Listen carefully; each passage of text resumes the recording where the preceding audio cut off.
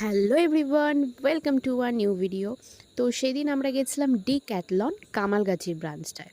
তো মেনলি ওর কিছু জিনিস কেনার ছিল, সেই জন্যই গেছিলাম। তো ফার্স্টে আমরা না এই সুইমিং কস্টিউমেরই সেকশনটায় গেছিলাম। কি সুন্দর সুন্দর সুইমিং কস্টিউমগুলো দেখতে ছিল, মনে হচ্ছিলো একটা নিয়ে নিই। কিন্তু তারপরে ভাবলাম বেকার নিয়ে কি করব, সেই তো সুইমিং টুইমিং কিছুই করি না।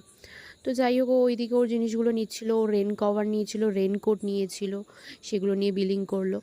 দেন ওগুলো নেওয়ার পর আমরা ওখান থেকে বেরিয়ে গেলাম হচ্ছে খোসলা ইলেকট্রনিক্সে। আমার ওয়ার্ক পারপাসে একটা ল্যাপটপ নিতে হতো, তো সেই জন্য মেনলি গেছিলাম। তো অনেক দেখার পর একটা এইচপির ল্যাপটপ পছন্দ হলো, আর আমার বাজেট খুব একটা বেশি ছিল না, তো নর্মাল এইচপিরই একটা মডেল নিয়ে নিয়েছিলাম।